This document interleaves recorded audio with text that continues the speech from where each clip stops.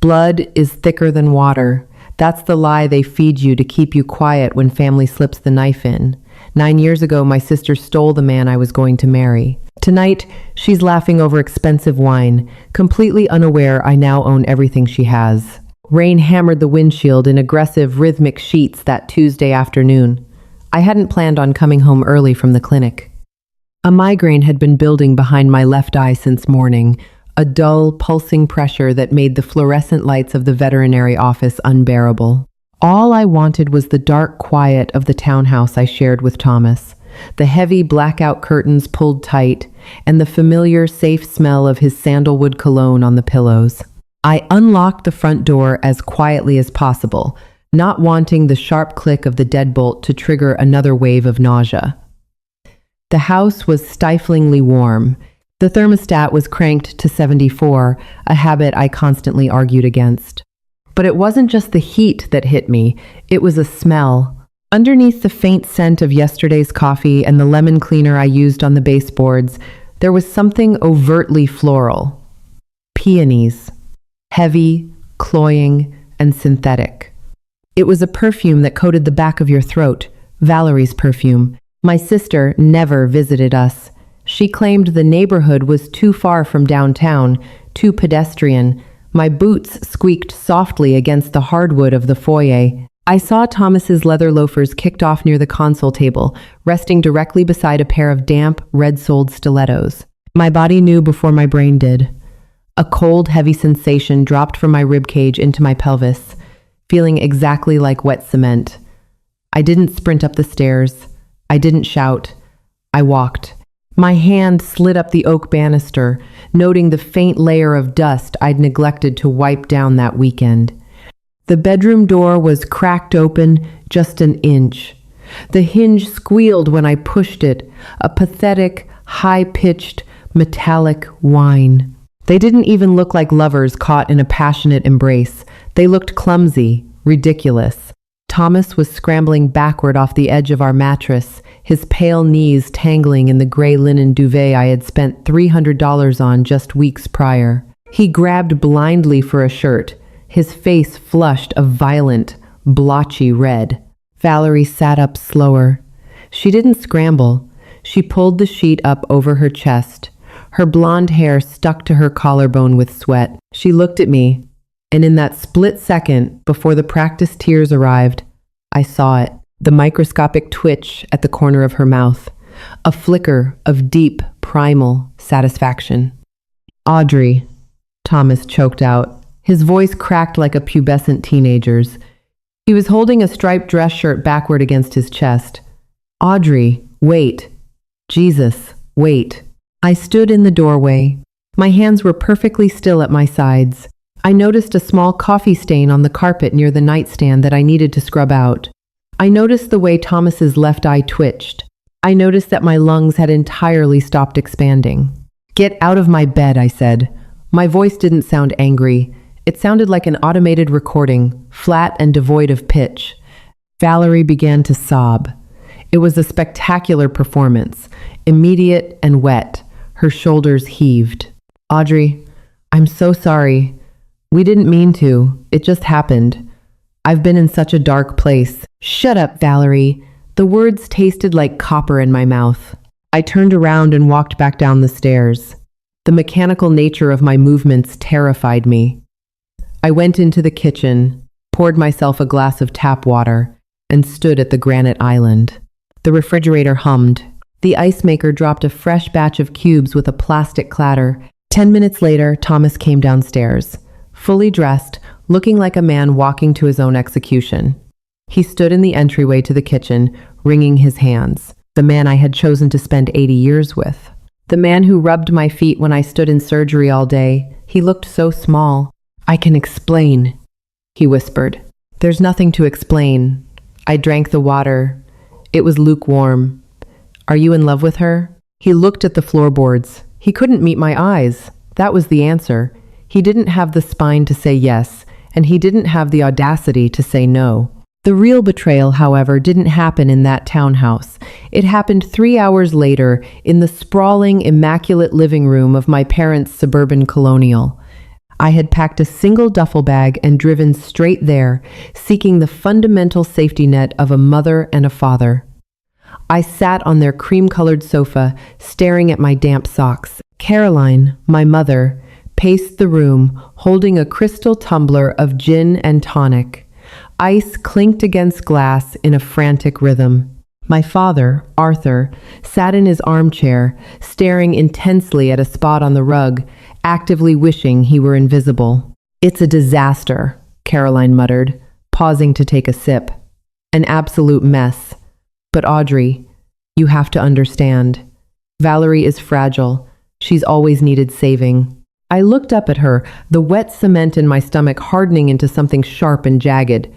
"She slept with my fiancé in my bed, Mom." "And that is terrible," Caroline snapped, waving a hand dismissively.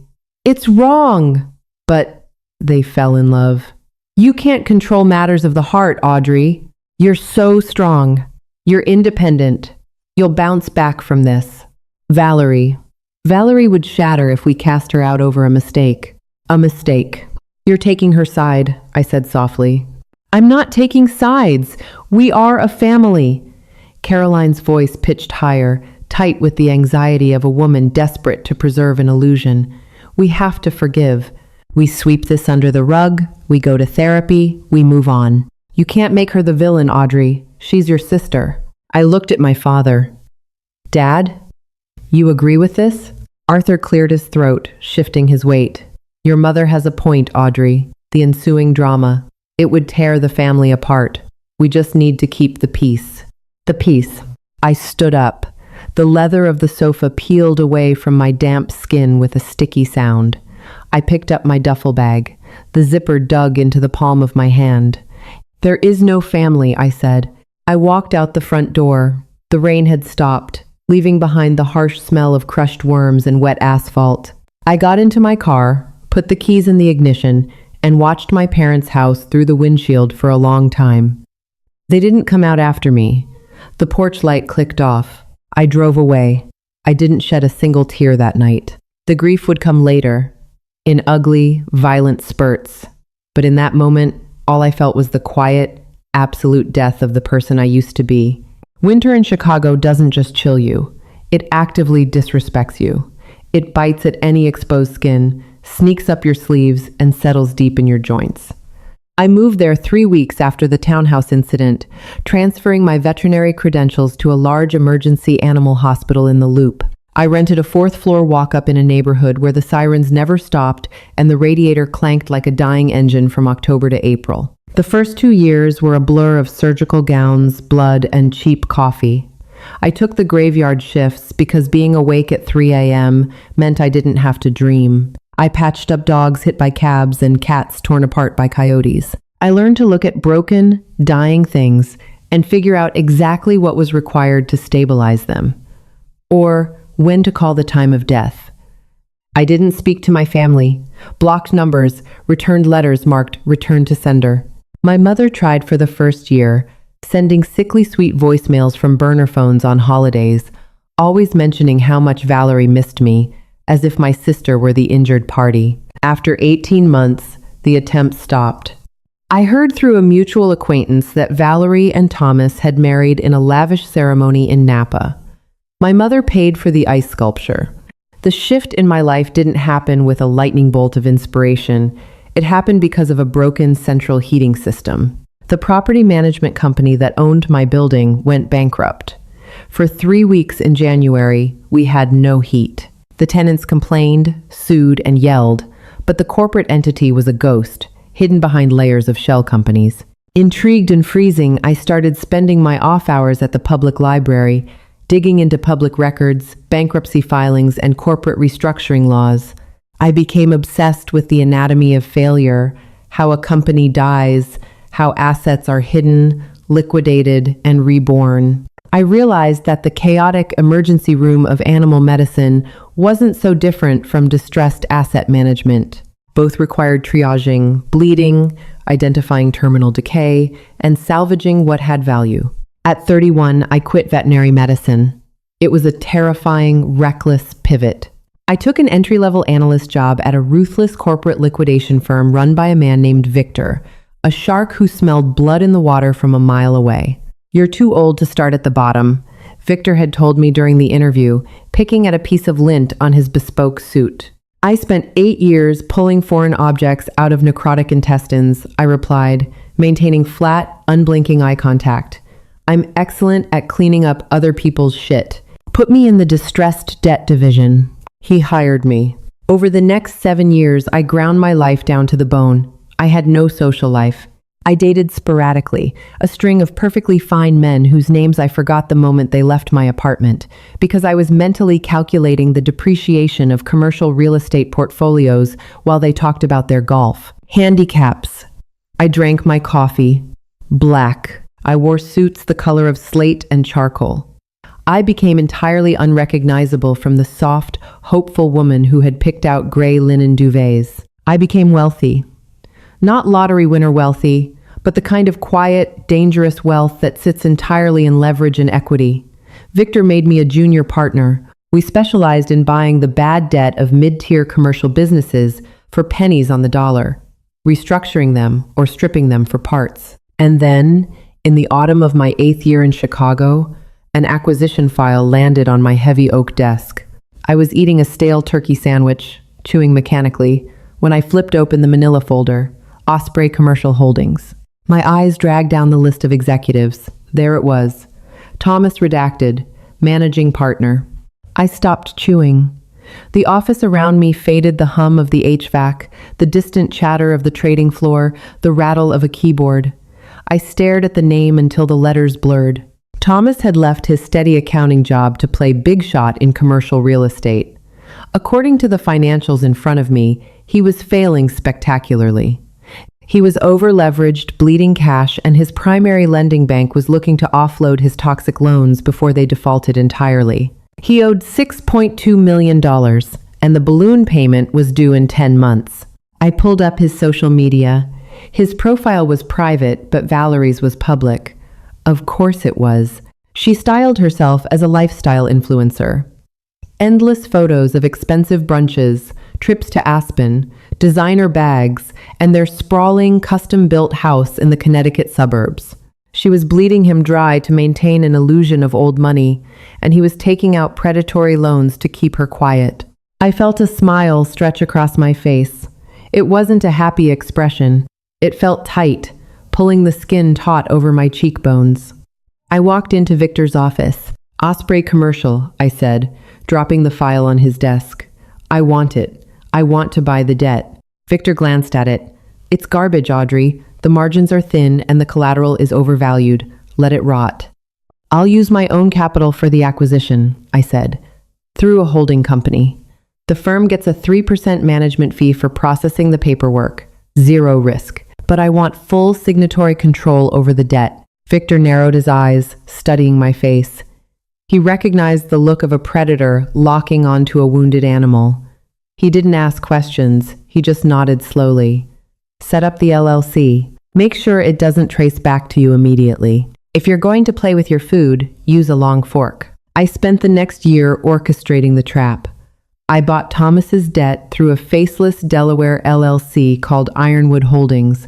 I became his bank. I became the entity that held the deed to his company, his assets, and, hidden in the fine print of the collateral agreements, the second mortgage on his custom-built Connecticut home. He had no idea. To him, his debt was just sold to another faceless corporate machine. He kept paying the minimums, sweating through his custom shirts, hoping for a miracle. I was not a miracle. I was an avalanche, waiting for the snow to get heavy enough. The invitation arrived on a Tuesday, exactly 9 years to the week since the day in the townhouse. It was forwarded from my old address, sitting in a pile of junk mail on my kitchen counter. Heavy cardstock, vanilla-scented. The cursive handwriting was undeniably Caroline's looping, pretentious, and aggressively cheerful. "Audrey, your father and I are celebrating our 40th wedding anniversary. It has been far too long. We are renting the private room at Laura. Please come. We want the whole family together. No drama. Just love. Mom." I traced the embossed gold lettering with my thumbnail. No drama. just love. The sheer, unadulterated delusion of it made me laugh out loud. A harsh, scraping sound in the empty expanse of my penthouse apartment. I looked at the date. It was 2 weeks away. I walked over to my briefcase, popped the brass locks, and pulled out a thick legal envelope. Inside was the final notice of default for Osprey Commercial Holdings, alongside the foreclosure initiation documents for the property in Connecticut. Thomas had missed his balloon payment 3 days ago. The grace period was officially over. I looked at the invitation. I looked at the foreclosure notice. The universe possesses a deeply cynical sense of humor, and I have never been one to ignore a perfectly timed punchline. I RSVP'd, yes. The night of the dinner, the air in the city was thick with humidity, the kind that makes your clothes stick to your ribs. I wore a tailored, midnight blue silk dress. It had long sleeves and a high neckline, functioning less like evening wear and more like armor. I wore no jewelry except a vintage silver watch. My hair was pulled back into a severe, sleek knot. I looked exactly like what I was, a woman who dismantled men in boardrooms for a living. Laura was the kind of restaurant that didn't have prices on the menu.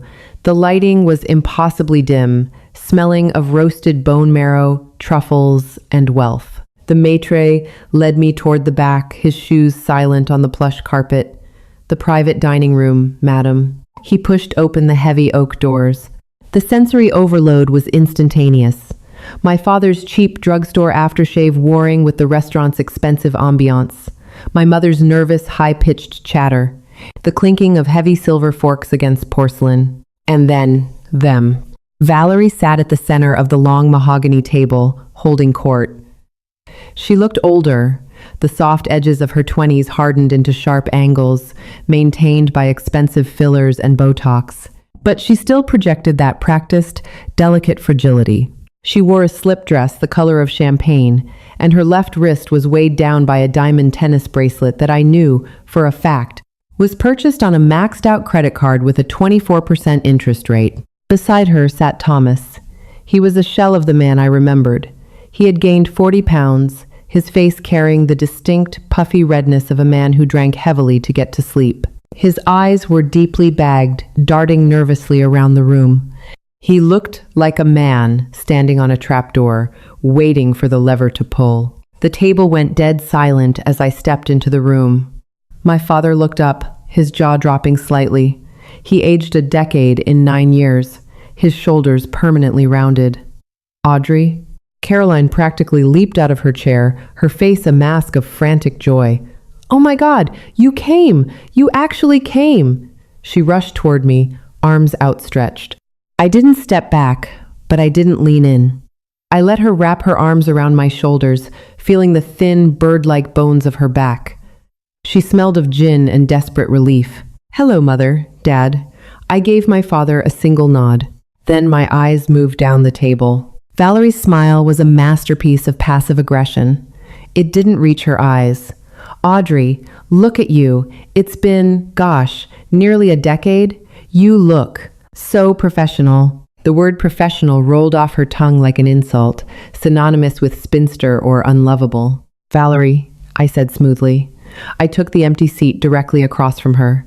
I placed my black leather clutch on the table. It was heavy. "You haven't changed." Thomas cleared his throat. He looked at his water glass, refusing to make eye contact with me. A bead of sweat gathered at his temple. "Hi, Audrey." "Thomas," I replied.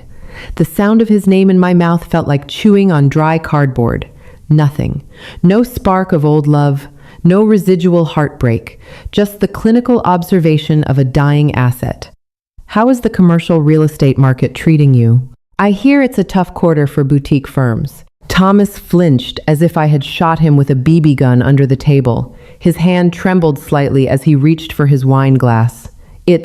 We're managing. Normal market fluctuations." Valerie scoffed, waving her manicured hand. "Oh, please. Thomas works too hard. He's doing incredibly well. We're actually thinking of buying a summer place in the Hamptons next year." I watched Thomas close his eyes for a fraction of a second. The physical pain of her lie radiating through him. "The Hamptons," I repeated.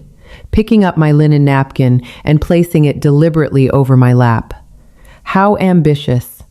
Well, you know. Valerie leaned forward, resting her chin on her hand, aiming for maximum damage. Some of us prioritize family and building a beautiful life, but I admire your dedication to your little office jobs, Audrey. It must be so nice to only have to worry about yourself.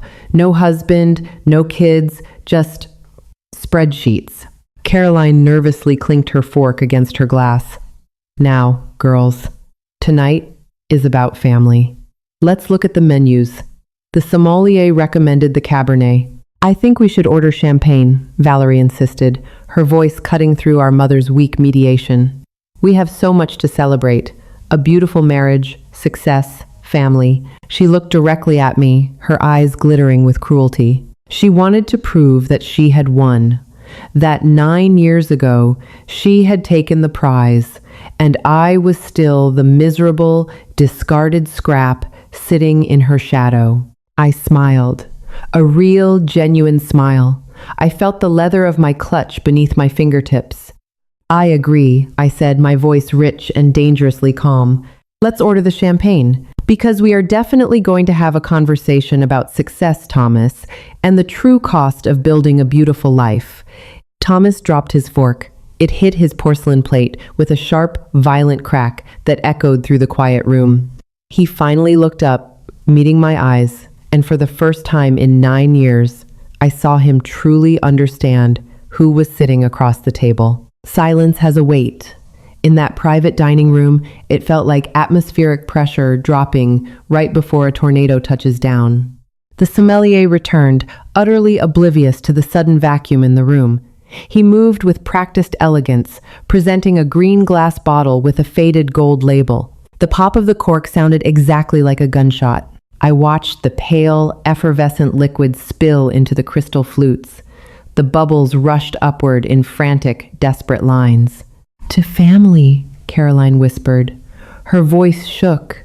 She raised her glass, the crystal trembling against her pale, wrinkled lips. Nobody drank. Valerie's brow furrowed, ruining the smooth expanse of her forehead. She looked at Thomas, then at me, her mouth parting in a half-smile that lacked any real confidence. "What are you talking about, Audrey? What conversation?" Thomas didn't look at her. He was staring at the heavy leather clutch resting beside my water glass. His breathing had changed. It was shallow, rapid, hitching slightly in his throat. I could smell his fear. It was an acrid, sour scent that cut right through the heavy aroma of roasted garlic and expensive red meat. "Ironwood Holdings," I said softly. Thomas closed his eyes. A low, pathetic sound escaped his throat, something between a cough and a whimper. "What is Ironwood?" Valerie demanded, the shrillness returning to her tone. She looked around the table, seeking an ally. "Thomas, what is she talking about?" I unclasped the clutch. The brass latch made a sharp click. My fingers brushed the thick, textured paper of the legal envelope inside. My heart was hammering against my ribs, a heavy, violent rhythm. This was the moment I had planned for years. I expected to feel like a god. I expected to feel an overwhelming surge of triumphant euphoria. Instead, I felt a strange, cold nausea. My hands were slightly damp. The adrenaline was making my vision tunnel, focusing entirely on the bead of sweat sliding down the side of Thomas's jaw. It wasn't glorious. It was just ugly, raw human wreckage. I pulled the envelope out and placed it directly in the center of the mahogany table, right next to the floral centerpiece. "Ironwood Holdings is a distressed debt acquisition firm," I explained, my voice dead level. I forced myself to breathe through my nose, grounding myself in the smell of the room. 9 months ago, Ironwood purchased the entirety of Osprey Commercial Holdings' outstanding liabilities from your primary lender, including the commercial mortgages on your downtown office space, the lines of credit you used to cover payroll. I paused, letting my eyes drift to Valerie, and the second mortgage you secretly took out on your custom-built house in Connecticut. Arthur leaned forward, his chair groaning under his weight. "Audrey, what are you saying?" "I'm saying I own him, Dad. I didn't look at my father. I kept my eyes locked on Thomas. Ironwood Holdings is a shell company. I am the sole proprietor. I am the bank. Valerie laughed. It was a sharp, grating sound of sheer disbelief. You're insane. You work in a cubicle. You're a glorified secretary. Thomas, tell her she's insane. Thomas opened his eyes. They were completely bloodshot. He looked at his wife, and the absolute hollow defeat in his expression finally made her stop laughing. Valerie, Thomas croaked. He swallowed hard, his Adam's apple bobbing. She's telling the truth. The debt was sold last year. I didn't know it was her. I missed the balloon payment on Tuesday. Balloon payment? Valerie's voice was dropping an octave, losing the practiced influencer cadence and reverting to the panicked girl I grew up with. Thomas, what balloon payment? You said the business was booming. You said we were buying a house in the Hamptons. There is no Hamptons, I said, sliding the envelope an inch closer to him. There isn't even Connecticut anymore. You are $6.2 million in default. The grace period expired 72 hours ago. Inside this envelope is the formal notice of foreclosure and the seizure of assets. No, Caroline gasped. She dropped her fork. It hit the floor, bouncing off the plush carpet with a dull thud.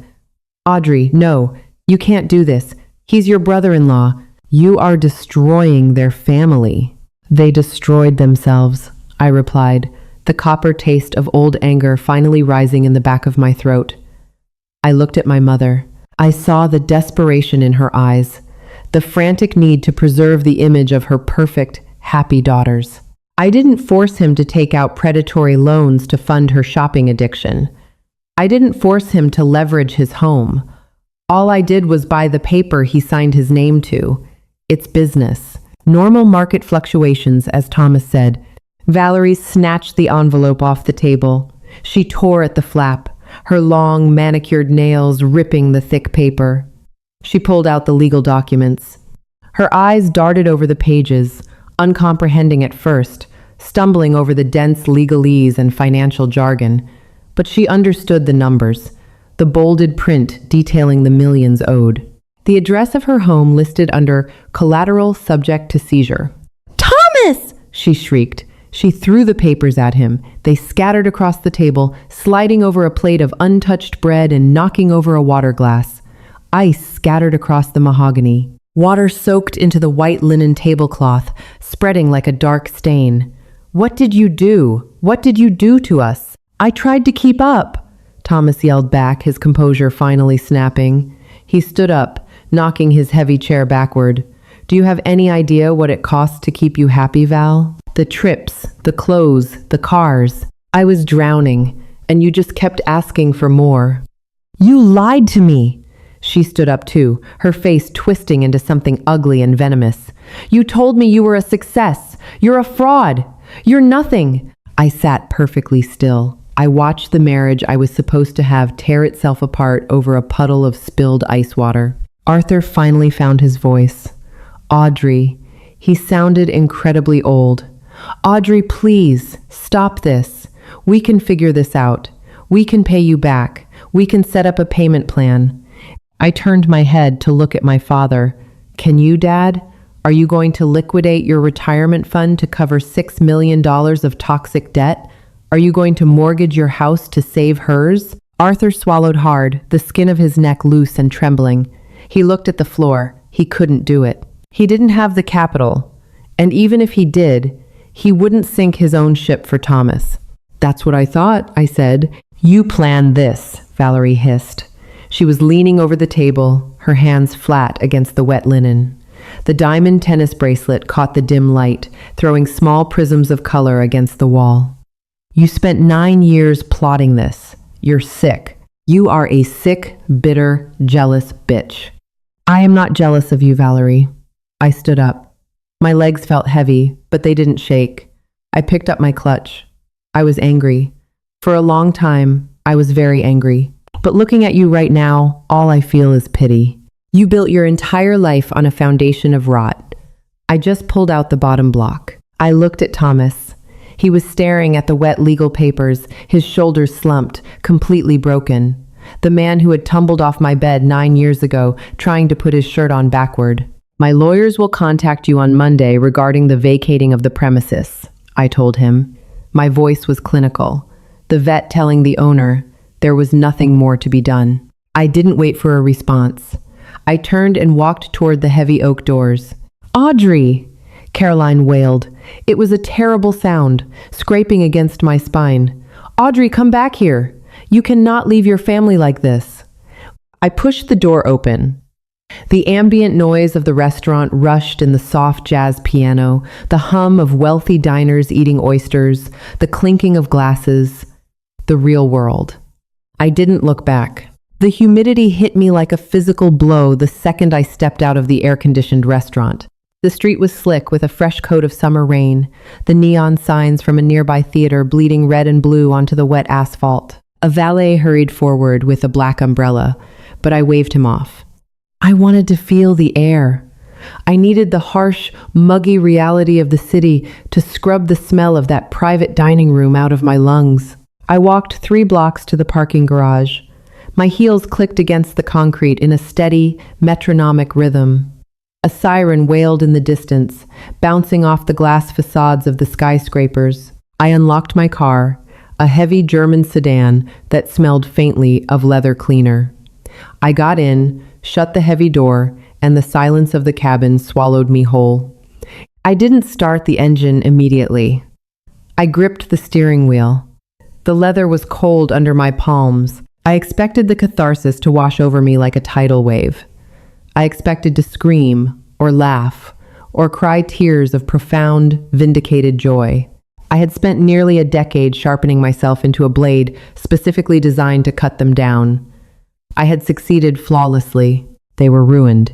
Valerie's illusion was shattered. Thomas was bankrupt. My parents were finally forced to look at the ugly truth they had spent a lifetime sweeping under the rug. But as I sat there in the dark, watching a single drop of water slide down the windshield, I didn't feel victorious. I felt exhausted, the kind of exhaustion that settles in your bone marrow. Revenge is a strange, parasitic thing. It keeps you warm when you have nothing else.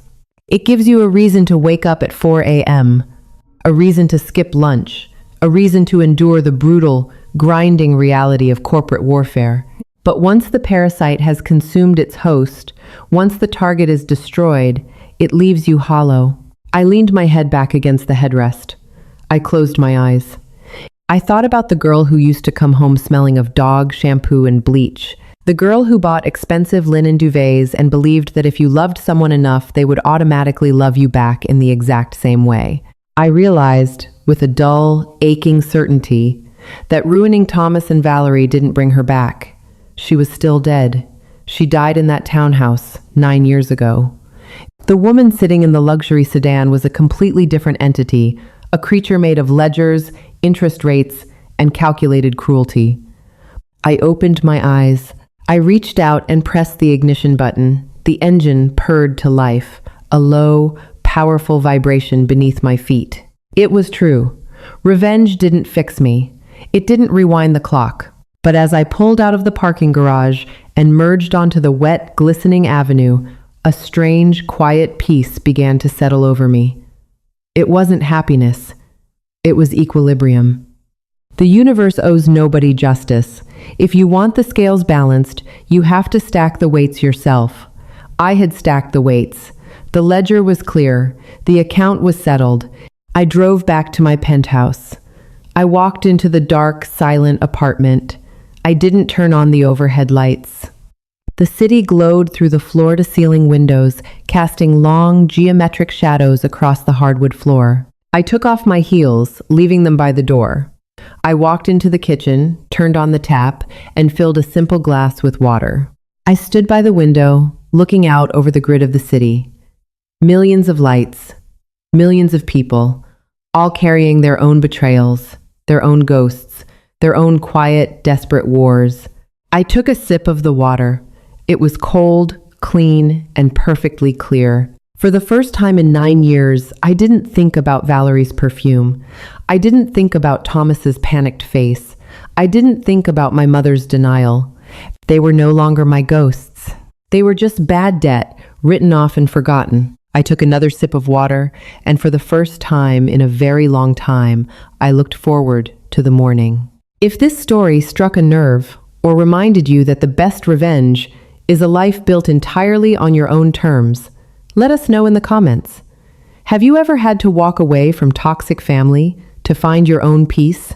Hit that like button, share this video with someone who needs a reminder of their own strength, and don't forget to subscribe for more deep, human stories. See you in the next one.